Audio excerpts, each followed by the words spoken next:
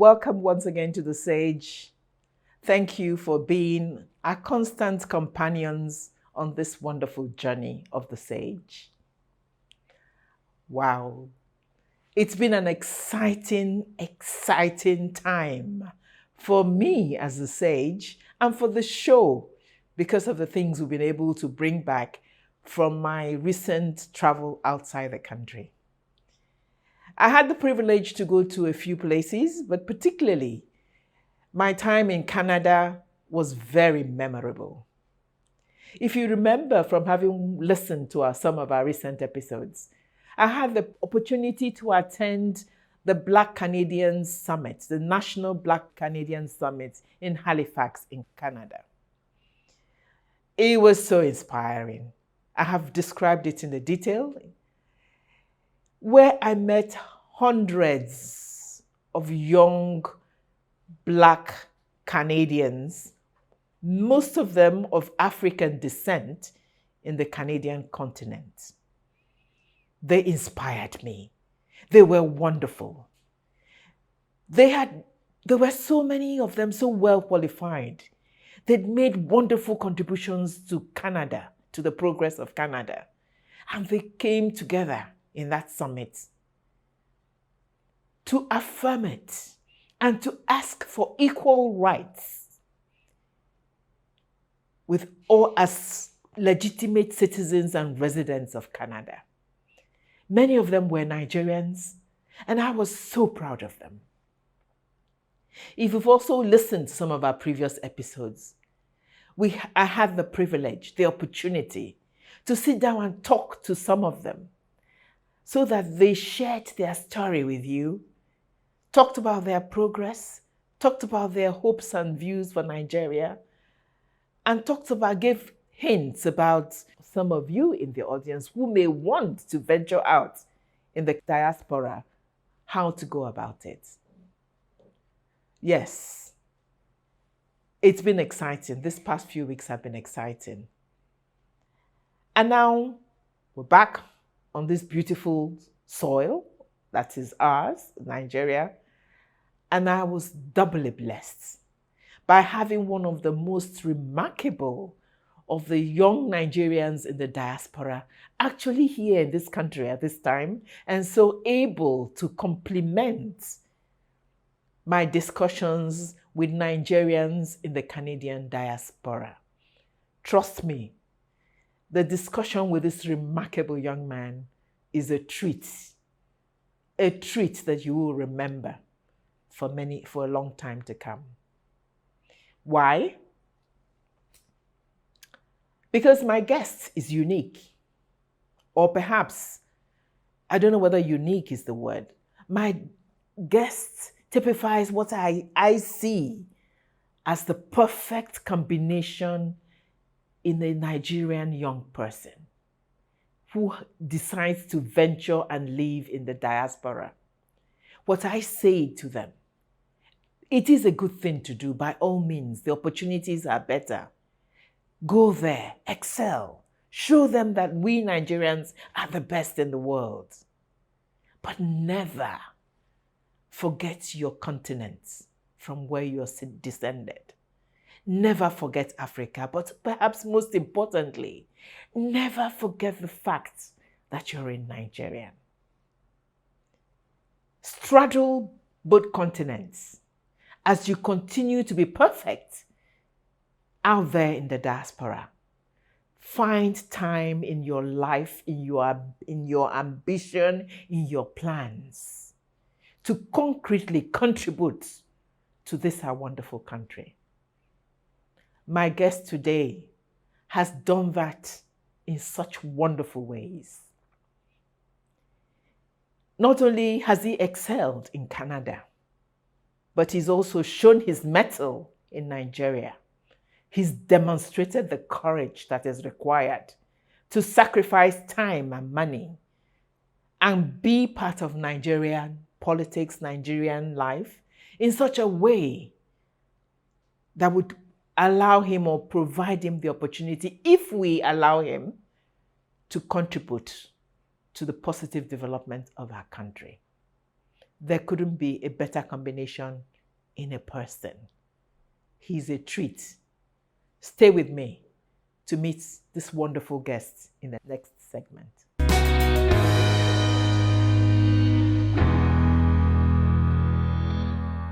Welcome back to The Sage. I hope you've been waiting with bated breath as I introduce my remarkable young guest. I have so much joy in introducing him because, like I said, he typifies, he's an example of what I hope and pray every young Nigerian in the diaspora will be. Please join me as we welcome Professor Akolisa Ufodike to the set. Thank you very much. It's a pleasure to be here. He's looking at me a little worried and embarrassed. He's saying, "Oh, she's giving me so much praise. I don't know, but you deserve every bit of it." We'll try and live up to the expectations. Thank you so much. Thank you. Akolisa is here briefly. He resides in Canada, as I had explained before, but he's here briefly, and he made out time in his very, very hectic schedule to do this show, to grace my audience with his own little bit of wisdom and thoughts and ideas about our country, but also to share wisdom in terms of what he has been doing in the Canadian diaspora and other parts of the world. But Akolisa, I will not do you justice if I don't read a little bit of your bio so that people will indeed understand when I say a young man that has achieved so much, even though he's still a young man, very young man, at least from my perspective, from my vantage point of 7 decades of existence. Ako, once again, welcome, and bear with me as I read your bio. Thank you. Professor Ufodike is a former gubernatorial primaries candidate for Anambra State. Amazing. I am breaking my reading to say, yes, a gubernatorial candidate. He has actually braved it and come back to our country to contest for the governorship election in Anambra State. He is a finance executive and academic with almost 30 years of professional experience spanning telecoms, banking, utilities, education, oil and gas, and consumer packaged goods and public accounting. He is currently the managing partner at Ufodike's Professional Corporation. He is also an assistant professor in auditing and data analytics at York University in Canada, and is cross-appointed to the School of Public Policy and Law. His research focuses on governance, accountability, EDI, and financial resilience. Prior to his current roles, he was Chief Financial Officer and Chief Operations Officer of Corridor Communications Incorporated, one of the largest wireless internet service providers in Alberta, Canada. Professor Ufodike sits on the board of Reconciliation Incorporated and the board of the Canada-Nigeria Chamber of Commerce. He is also a member of the University of Calgary Senate and is a member of the Provincial Audit Committee of Alberta. A graduate of Haskins PhD program, Professor Ufodike is a Canadian Chartered Professional Accountant, a US Certified Professional Accountant, a UK Certified Chartered Accountant, and a Certified Fraud Examiner. He is also a Certified Director of ICD of the Institute of Corporate Directors. In 2014, Professor Ufodike was recognized by his peers and awarded the Fellowship of the Chartered Professional Accountants Association in Alberta, becoming the first Black FCPA in the province. Professor Ufodike is the founder of the Association of Black Conservatives and a DG of the campaign for the Honorable K.C. Mado, the first Nigerian elected in Canada as the first Black Minister of Justice in Canadian history. He has served on the board of several charities, including the Black Business and Professional Association. Professor Ufodike was also previously served as a treasurer for the Scouts Canada Chinook Council for 3 years, after which he became indeed the chairman of that association. I think my case is proven. You couldn't get a more illustrious and distinguished career. Well done. Thank you. Coming from the stage, I really appreciate that. Welcome. And so, Ako, if you don't mind, I usually then get to informalities. Right. And so even Ako Lisa or Professor Fodike, I'm going to be calling you Ako throughout this program. It's been my name for 40-something odd years. Yes.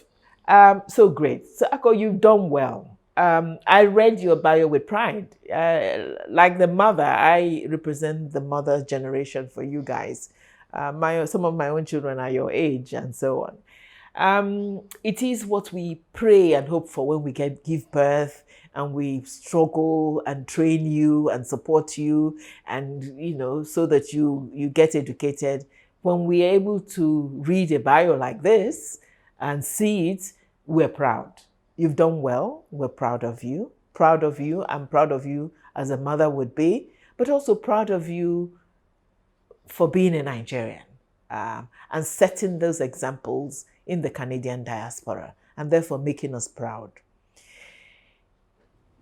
To many of the audience that are listening to us, I'm going to ask you, tell us, how did this come about? What led your passion for the many things you did and achieved? What has been your life's journey? So it's easy to summarize now with hindsight. But at the time when I was, in school and getting my education, taking some of these credentials, I wasn't entirely sure how it would all come together in the future. But today, with the benefit of hindsight, I'll quote my daughter, Zara. Zara says that I'm defined by business, that's her dad, business, politics, and family. And, when I think back to all the things I did in the 20-something odd years I've been in Canada, it's always been along one of these dimensions, something that was able to get me down the path of becoming an entrepreneur, a business education that led all the way to a doctorate. Things I did that allowed me the exposure to venture into politics in the Canadian space and eventually here in Nigeria. And obviously, I was blessed. I met my spouse because she came to school in Toronto where I lived at the time. And we got married afterwards. So with the business education, when I left Nigeria, I had a degree in physics. I actually came from a background in the military. I went to NMS Zaria, I went to NDA Kaduna, and I left, just before I was commissioned. But I went to work for an investment bank, Intercontinental at that time, that's since morphed into, I believe, Access Bank today. When I left for Canada, though, I realized that my education as a newcomer from a foreign jurisdiction did not really count for much in Canada. So a lot's happened. Canada has evolved as a society since then. Nigerians are the fourth largest, when you think of permanent residents in Canada right now. And so Nigerians provide the fourth highest number of permanent residents to Canada. Yes. So there's a lot more recognition for Nigerians, the qualification and education of Nigerians than there was when I applied to become a permanent resident. So the one path to try and improve my, situation was education. I mean, I thank God I had both parents who were educationists, if there's such a word. Yeah. And they had ingrained that value in me that, education was going to be your path out of your current circumstance. So I got to Canada. I was working in a job that I felt I could do better than that current role. In the evening, I was also working at UPS. I was lifting boxes and putting those boxes in trucks. With e-commerce, those boxes got heavier, and I realized I couldn't be doing that for too long. So going back to school was the path out of that situation. And once I got a bachelor's from a Canadian school, and then I never stopped. I did a master's and a PhD eventually. Wow. I listened to you attentively, and there were so many things that struck me, as you said. I think the first is the fact that you said, as your daughter says, Zara, beautiful name, what defines you are three things: enterprise, family, and what was the other one? Politics. Right. I think that's beautiful. That summed your major interests in life. But you also talked about the fact that, yes, you had your roots here in Nigeria, your training, earlier trainings. You moved to the diaspora, as many of our other young people in Nigeria are eager to. But that you soon found that though you had the qualifications here, they were not so highly priced, and that you needed to do more training and certifications in Canada to better your chances. But what I think is important that I bring out from what I understood you say was that in doing that, one needs to do menial jobs if necessary. You talked about the liftings you had to do, and that one shouldn't be too proud to do them. The necessary part of that, adjusting and growing. And so I thought they were remarkable from what you shared with us. Ako, there's still so much to talk about. There's still so much to draw out of you. But we'll take a break. When we come back, we will continue to hear Ako's experiences.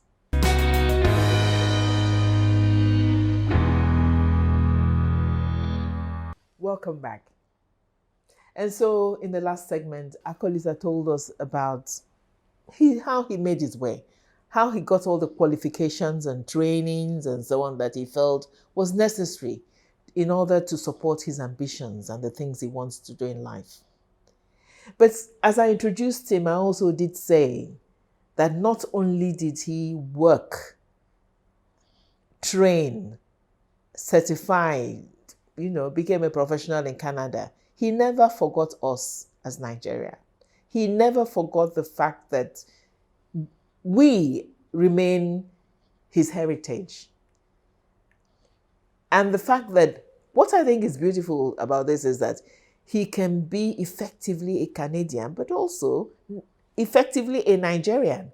And he showed us this by coming back at a point in the recent past to actually find the courage to embark and be part of the Nigerian politics at what I would think one of the highest levels, to compete for the gubernatorial position in Anambra State under one of our political parties. Akolisa, please tell us about it. Great. So, my first, venture into politics was in Canada. So I ran for, I saw the nomination for one of the parties back in 2015. And after doing that, I think it made, it got some airtime. I was in a discussion later on, about a year later or two, with Professor Ebisun Wosu, who I consider a political mentor of sorts, and he's from Nnewi as well. And we're talking politics generally, and he was of the opinion, and there is validity to what he said, that, if I was to get involved in politics in Nigeria, that perhaps, the impact would be an order of magnitude, more significant than in Canada, a society that functions effectively and already has good governance structures and institutions. So in 2017, anyways, I, decided, we kept talking politics, but I decided I was going to take the leap and put my hat in the race in my state. I'm from Anambra, for the gubernatorial primaries. Few things stood out for me. First off, there was only 2 women in the race, and that's remarkable because I might be wrong here with the numbers. The fee was 5 million naira, I think, for the ticket back in 2017. Women got to pay 1 million, so it was just a 20% of the actual fee that women had to pay. Yet there was only 2 women.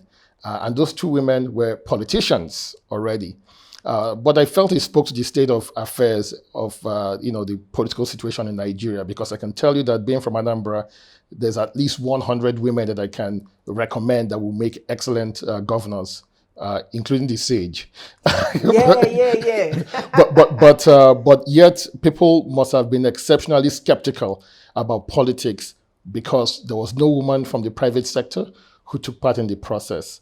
But I digress somewhat. In my case, I decided I was going to do it nonetheless. The field of men was also primarily politicians, what I like to call former this and former that.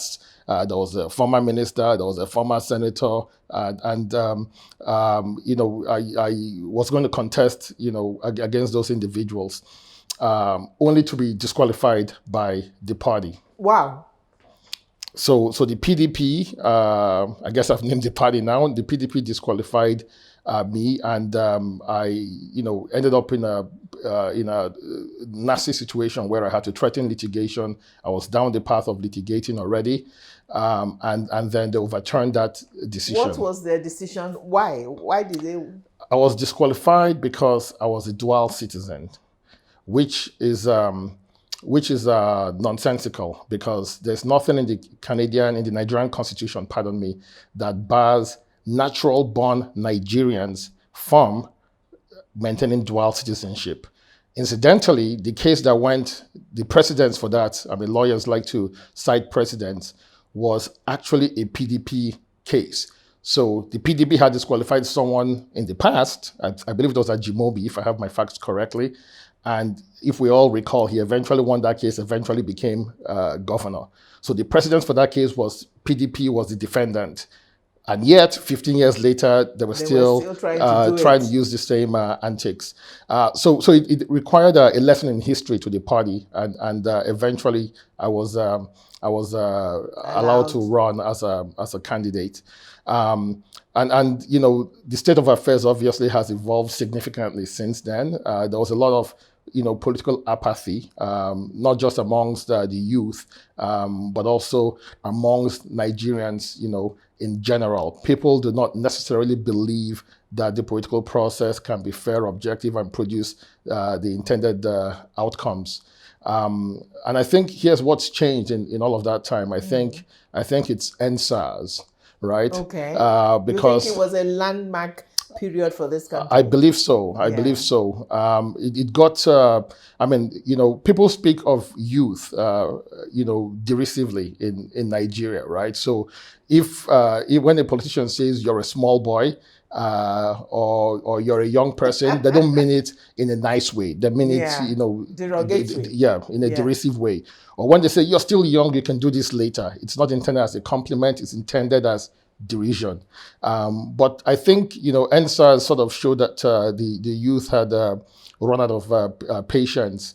Obviously, it took militarized action to sort of quell that. But all that happened effectively was it just simmered down, and this political movement that, or awareness, I should say, that Nigerians feel today, that the youth feel today, really is a continuation of that frustration that folks felt with NSAS. And for the first time, we're learning how to channel that frustration in a productive way, i.e. into political advocacy. We're taking it from protest to policy. Policy, to politics, to actual participation. Yeah. Again, I pick, there's so many things in what you're saying that, leaves me excited. One is the very thing that made you give serious consideration to coming back to actually embark on the political journey, which is somebody ABC saying to you that yes, you are interested in politics, you're trying to exercise that interest and gift in Canada, but perhaps Nigeria, your home country, could benefit more from your political activities and from your leadership abilities. And I think the fact that it's talk, and I want to repeat it to all of our young people in this country, both in the diaspora and within, that it remains an important statement.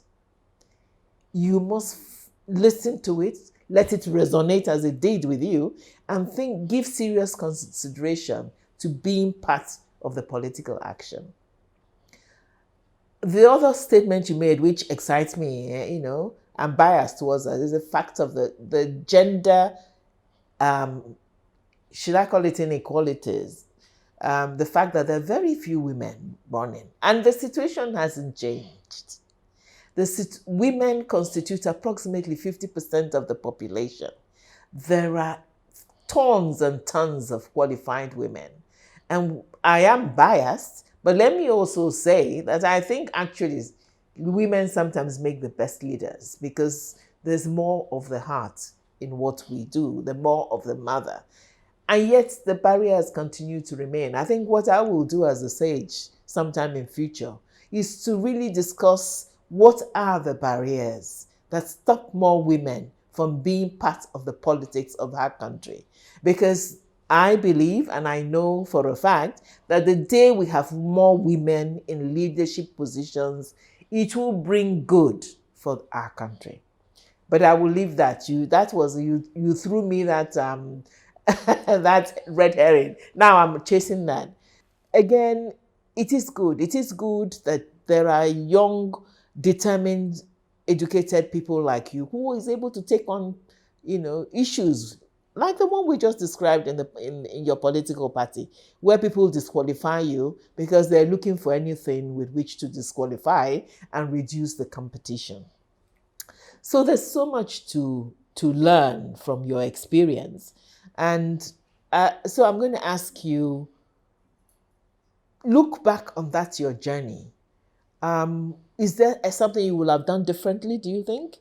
And what are you saying to others who might want to venture, come back, be part of it, particularly at this wonderful time in the history of our country when we're gearing up for 2023? What if you decided to do it again? What would you do differently? And how will you encourage others who might want to do it? Yeah, so great. So I'll start by drawing a bit of a distinction, right? So maybe just two of them between politics in Nigeria and politics in Canada.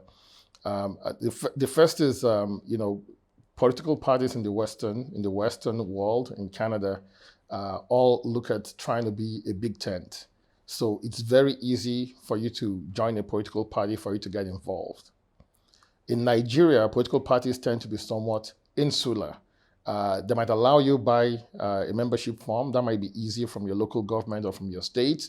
But you'll find that, don't be surprised, I'll say, or expect that the mechanisms might be intended to keep out newcomers, right? I mean, when you come back to the reason why I was disqualified. And that's a bit of, that's somewhat counterintuitive if you think about it. If you're a political party, you want to grow your membership. You want to make it, a big tent, open access for anyone who wants to get involved.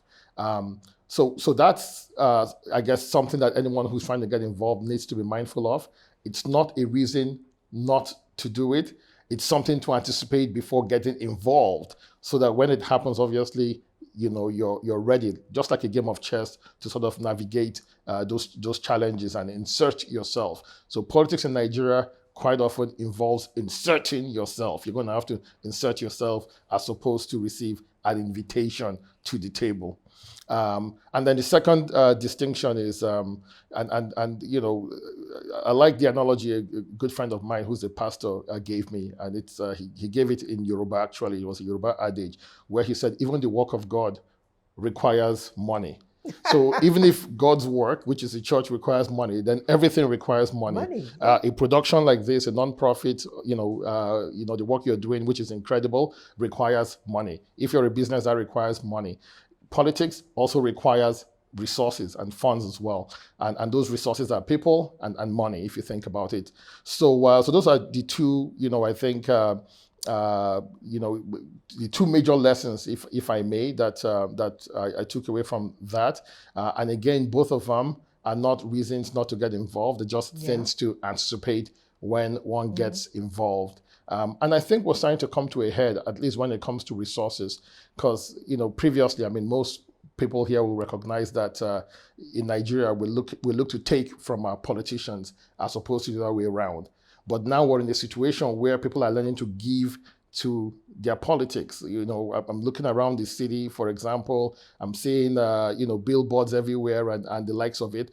And depending on what political party, those are not being paid for by the party. Yeah. Those are individuals now saying, I'm also going to vote for a party, not just with my ballot, but also with my check. I'm going to take on, a part of organization for a party that I believe in. And I think that's going to help us evolve to a time of political maturity in this country. Wow, those are profound words. Profound. I'm excited. There's still so much to discuss because you have now gone into the moment in history we're living in, the new Nigerian politics, and already begun to touch on the fact that there's, for the first time perhaps, a spirit of I support this party, I support this person. From my pocket, I'm going to do it, to show my support and to enlist others. And so that is great. But before, we will continue that because this discussion is so important that there's still so much to talk about. And since you're very kindly with us and willing to discuss, we will continue. But that will be next week. But before we break up for this week, let me remind you, our audience, about what Akolis said. 2 gems he dropped when it comes to his encouragement of people like him, of similar minds, who have a real interest in being part of the political change in this country and embarking on that journey. 2 things to bear in mind. One is the fact that don't be thinking there will be a big door waiting to welcome you necessarily as you want to become part of the political party, that you need to make your way there and make it clear to them that you want to be part of of their party and of their process. And the other thing is to bear in mind that it does cost money. Everything costs money. To attend a meeting, the transportation, to print your manifesto, to have meetings and so on, everything requires money. I like your analogy about the fact that even non-profits like us on the Sage and Conversations for Change need money to continue to exist and do what we do as a contribution to our country and as a contribution to our society. So, thank you. Like I said, we're just beginning. The discussion continues. And to all our guests, we say, stay glued. Join us next week as we continue our discussion with this remarkable young man, Professor Fodike. Thank you. See you next week.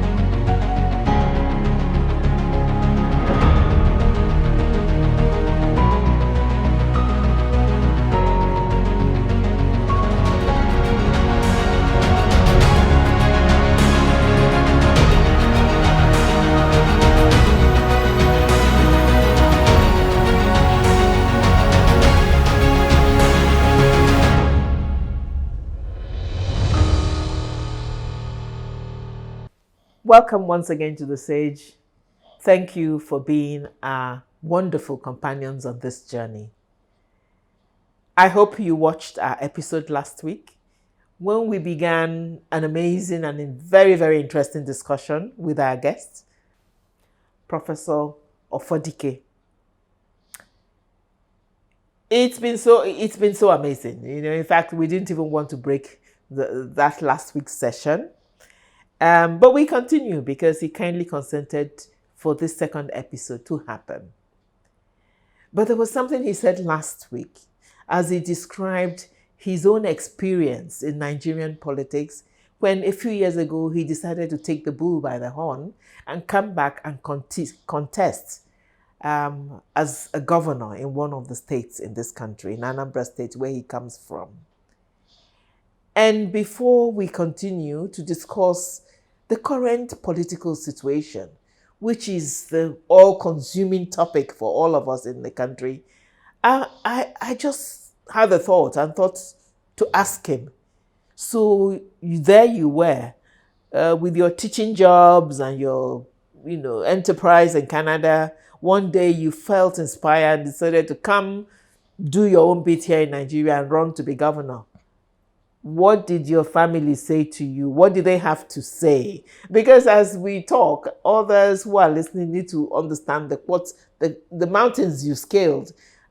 Was your wife overjoyed at because that's why I said the courage. It takes courage. Courage is required when there are difficulties, right? Right. So how did you surmount it? What did your family think about it? So she thought I'd lost my mind, but in fairness to her, so did my family here as well. So, but it came from a place of genuine concern. People were worried about, not surprisingly, my personal safety, for example. There's sometimes politics gets unduly aggressive in Nigeria. I was once on a business trip to Nigeria with a Canadian business partner of mine. This was before 2017, and on the way to the airport, we drove through a rally. There was a rally going on somewhere around Yaba, Onikon. We were headed to the airport, and you could see him. There's people on the street, and loud music, and a lot of the political operatives, and you could see him, start to blush. He was turning red, and he's a Caucasian gentleman, and he essentially froze. He was not breathing, right? I did not realize that until we kind of got past the traffic, and then he looked at me and said, "What was that?" I said, "Oh, that's a political rally." He goes like, "They're all on the same side?" I said, "Yes." He says, "Oh, I wouldn't want to be on the other side of that." So that's a political rally. They were all from the same political party, but even the aggression and people kind of jostling each other was beyond understanding to a Canadian. So it came from a place of genuine concern, but folks were clearly anxious, and perhaps that's the reality. Is this right? If you're going to do politics in Nigeria, I think there's something to be said about having the right amount of I'll just say the right amount of crazy, or perhaps, let me say, turpitude or resilience, right? It's, again, if you're going to insert yourself in a situation where things have always been done differently, it's going to take a bit of like our Twitter family say, violence. So it's going to require some temerity. Yeah, it really does. It requires courage. It requires the ability to convince, because in the end you have to convince and persuade. Because I see their point entirely. They're worried about your safety, but also about security. You're being, particularly when your family is in the diaspora, domestic care and so on, and becoming part of the time a one-parent family can be tough. Yeah. So I fully, she herself deserves a heroship award.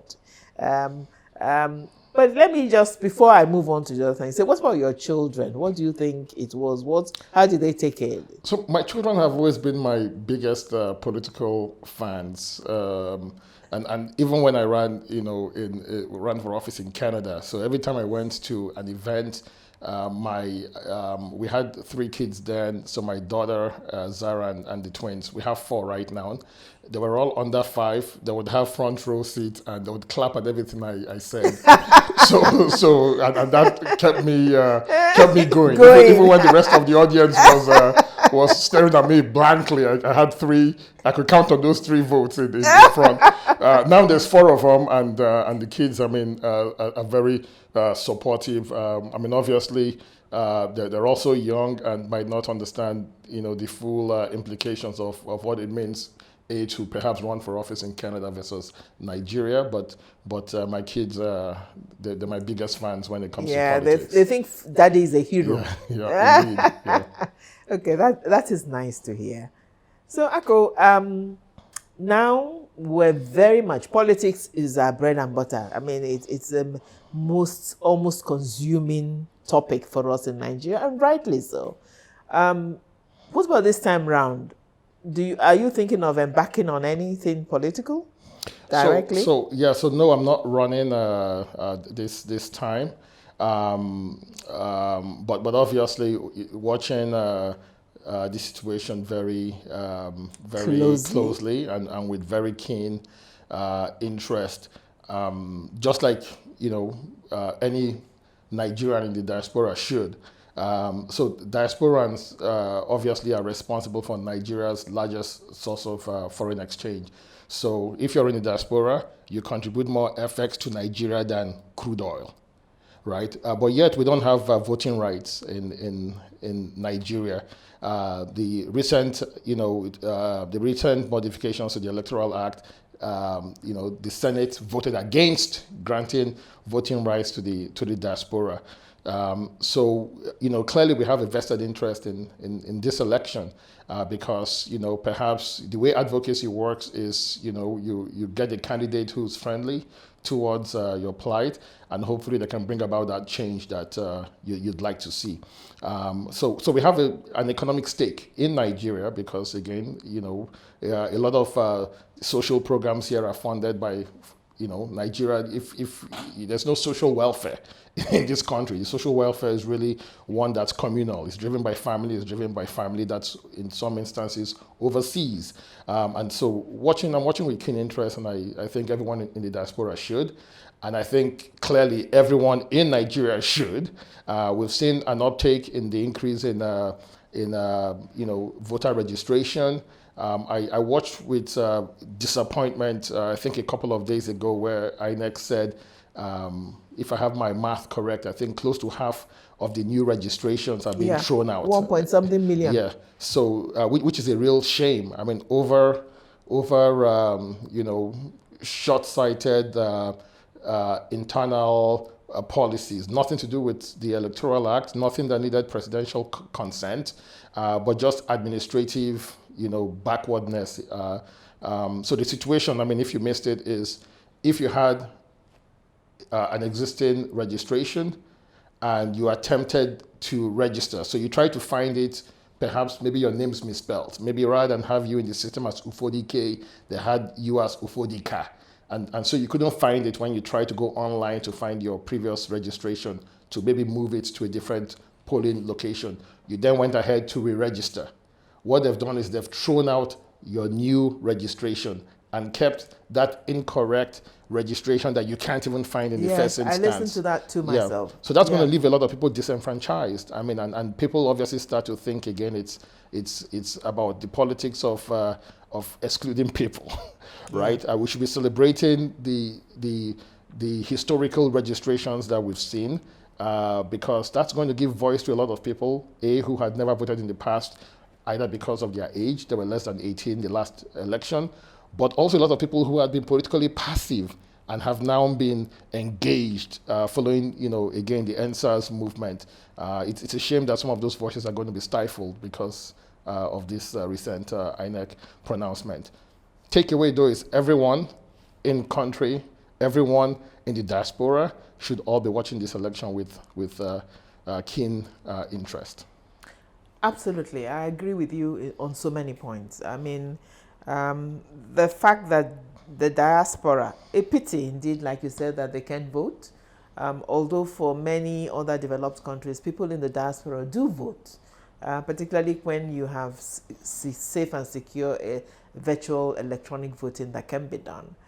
And you underscore the importance of the diaspora, both in terms of remittance and the fact that many of the people in the diaspora actually provide a safety net for their relatives in this country, whether it's their parents and so on. It's the funds they bring back into the country that make the difference between life and death in many situations. Yes, and on the stage, we shall also, in the coming weeks, discuss this issue about voting, about the electoral register, and so on. Our youth segment is also going to discuss it because it has very important ramifications, and I'm sure many Nigerians are waiting. I like to believe that the discussion is not over. INEC, I do agree with you. I listened a few days ago, actually, to the INEC information officer discuss that and discuss about all the disqualified registrations. There is an urgent need to revisit it, but we hope INEC is listening, and that because of the feelings, many of us Nigerians feeling this way, that something will be done. Because we must, this time round, provide as many legitimate Nigerians the opportunity to vote as possible. So yes, I agree with you. Even as I ask you to tell us a bit more about what also would you advise in terms of what we need to do right to make sure that the 2023 and other elections that are coming up deliver the best results for the country. Yeah. So political participation can A, be voting. It could be B, running for office. Or C, going out and actually supporting the candidate that best reflects your values. But quite often we look at civic participation as just voting, right? So that's, for me, that's the baseline. Everyone should be voting. There's, like you said, prior to now, there's always been voter apathy. In the last election, for example, the last Nigerian election, there was also an election in Canada. There was about the same number of votes cast in both countries. The difference, though, is Nigeria has 200 million people, Canada has 30 million people, but the same number of votes were cast in both countries. So there's always been political apathy. But I think that's about to change, or was about to change. Again, I won't go back and address the INEC issue, but I think that's about to change this time around. People are a lot more engaged. They're taking that engagement from social media, and I think it's going to translate to engagement in brick and mortar in the real world, and rightly so. So we've talked extensively as Nigerians about the problem of bad leadership.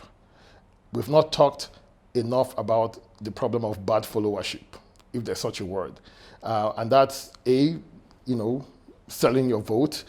B, voting irresponsibly, if there's such a word, or really political apathy, right? Not participating and sitting down and being an armchair commentator later on and criticizing the product of an election. Not voting during an election is actually a vote, right? So if in the last election you hoped for change and you did not vote, you can assume you voted for the status quo. It's a safe bet. And so what do I expect will happen differently this time around?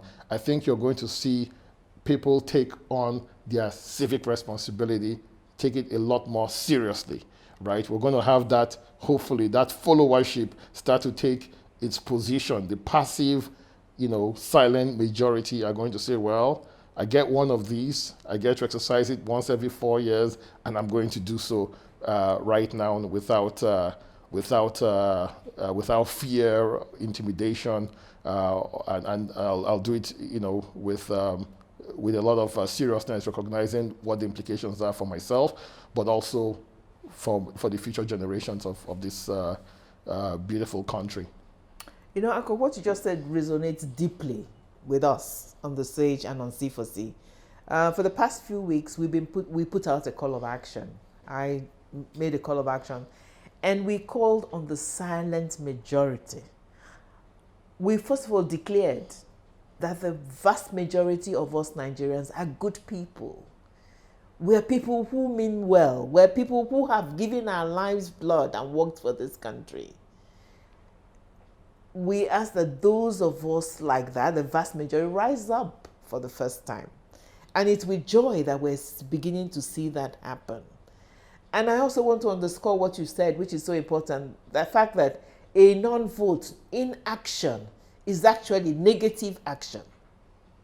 It is when the good keep silent that the bad get away with what they do. Absolutely. And so, absolutely, not voting is actually casting your vote for the wrong cause. Everybody must vote. But again, you're saying things that are resonating with me, that it's not just, it doesn't end with votes, it also ends with followership, courage to run for office. Many times it has to be at a cost, and, to face that cost, accept it, and to run. And we can no longer afford to be biased armchair philosophers and watch things unfold in our country, sitting in our chairs only in our homes. Everybody must act. So, great words of wisdom. Totally agree with you. Anything else you want to tell us about the forthcoming election? Well, yeah. So while something just came to mind actually when you were speaking, and I'll likely get the numbers right, but the overall thesis of what I'm about to say is correct.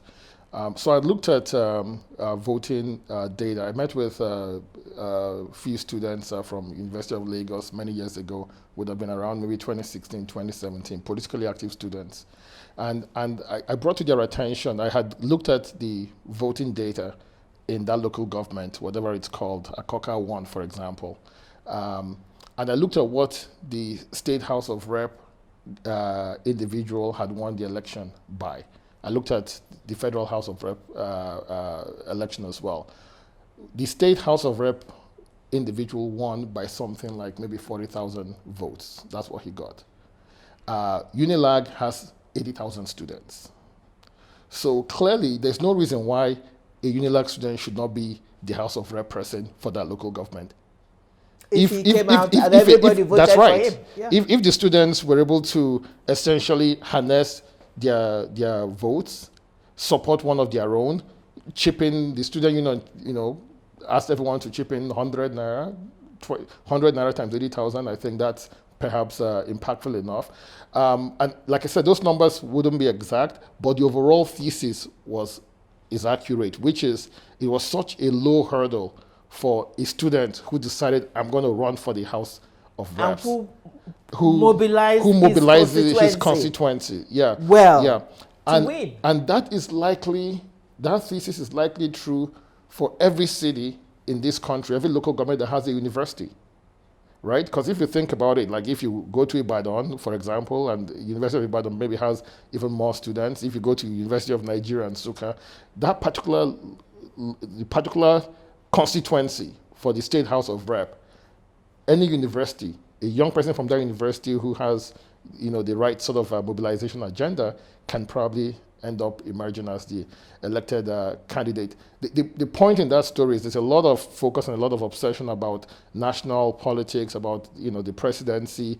I would also encourage people to also be mindful of governance at all tiers of government, right? So we also have to get it right at the states. We have to get it right federally. We have to get it right at the ward level, across all tiers of government. And the further down we get, perhaps the more impactful our votes can be, right? As young people, quite often located on campuses across the country. I think that's a beautiful place to take a short break. And when we come back, explore further this issue of young people, the potential impact of young people, because your examples have been beautiful, have led to that. So we join us again when we take a short break and we come back and discuss the potential impact of young people on the elections.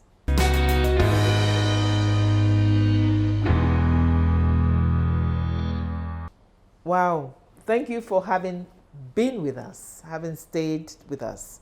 When we took a short break, Akko had gotten to a very interesting point where he mentioned the potential impact of young people, if young people mobilize themselves.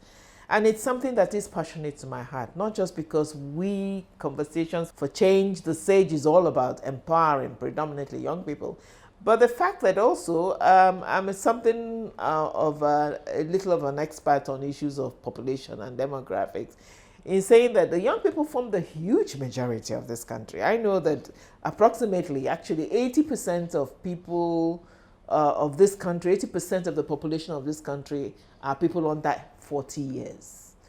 It's a huge majority. Even when you just take the votable age, it's still huge. So the potential impact of young people. But I'm also passionate about young people because I say that this country belongs to you by the very nature of the fact that you have longevity, you have life. People like me in the next 10, 15, 20 years are gone. That is usually a maximum lifespan. You will stay. Those are the way things are, because young people will continue to be at today and at tomorrow. The country belongs to you. It is yours, therefore, your responsibility to influence what happens. So what do you think? My question, therefore, after that long, is what do you think about the potential power and impact that young people can have if they came out and tried hard to influence the elections that are coming positively, trying their best to ensure that it's the right candidature, and like you said, across all levels, not just president, that we put in the right candidates in positions so that things can be better for our country. So what do you think young people can do? Great. So I'll just kind of piggyback on what I said earlier on about the three ways we can participate politically. So obviously, if you're a young person and you're not already a candidate, we can rule that out, right? But that's something to aspire to. That leaves us with voting, which, like I said, is the baseline, but also getting involved and supporting the candidate that best reflects your values. You nailed it when you said, Nigeria is a young country. I mean, life expectancy, I believe, is in the mid-50s. So clearly, most Nigerians are young. They're under 40. In fact, I was looking at INEC registration data, and I noticed that over 49, I think the age, the band 49 to 60 was classified as elderly. So I believe you're over 49 in Nigeria. You're elderly. Which I mean, in my view, I mean, it's mid-age. I'm saying that because I'm teasing. I'll be coming up on that soon. But anyways, and I don't see myself as elderly. But anyways, so I think with that, the number of registrations we've seen in the 18 to 29 age group, if that group turns out en masse for the candidate that best reflects their values, if that demographic, goes out and gets involved in some kind of mobilization, right? You go out, you volunteer for your candidate, and I mean, again, let's find ways to translate this from social media to the real world. Real world, right? to actually to communicating with people. Communicating with people, mobilizing, going out and engaging with other voters on behalf of your candidate.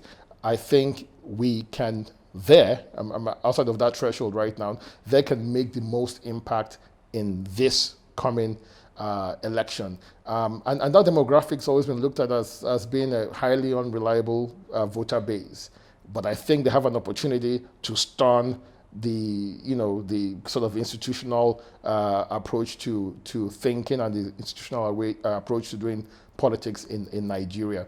So that would be my recommendation. A, Everyone in that demographic has to vote. Every Nigerian who's legally registered to vote needs to take advantage of that opportunity. And secondly, for the young folks, I'm going to encourage them to also consider going out and working for a candidate. So volunteering on a campaign, dare I say, even giving to a campaign, 1,000 naira, 2,000 naira. Let's also vote with our checks. Because as I alluded to earlier on, good campaigns require resources, and I think it's a way of ensuring that the right individual wins the election. I won't repeat the previous comment that while we're focused on the presidential, there's impact to be made across all the elections. It will be a shame if parties do well nationally, right, in terms of the number of voters, and they don't have the spread, because all politics is local, right? So at the end, you're going to have to elect people into the state house, people into the federal house, people into the Senate for any party to govern meaningfully. And so to do that, this election cannot just be about the presidential election. It has to be across all tiers of government. That is so profound. That is so true and so important.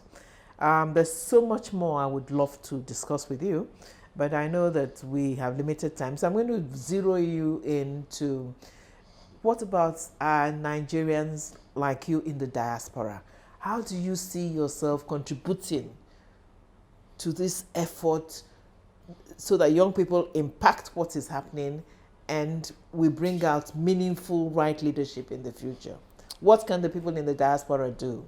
So if you're in the diaspora, next time you're sending $100 down to support family in Nigeria, you should try and influence who they're voting for. I mean, if you think there's someone who's better able to improve the Nigerian economy and help, salvage the current situation we find ourselves in, you can obviously participate that way if you're not registered to vote. In advocating with your family and your friends. Absolutely.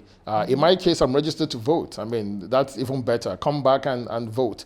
And the whole approach of, during elections, people leave and go to their villages, that has to stop. You have to stay wherever it is you live and vote there and make an impact in that way. But to folks in diaspora, I mean, I think we have every right. I mean, we have an economic interest in this country to support the candidate of our choice. So give to those campaigns and also advocate with, those who look at you as being their safety net or the provider of their social welfare. Make the case that perhaps what candidate best reflects, hope for this country at this time.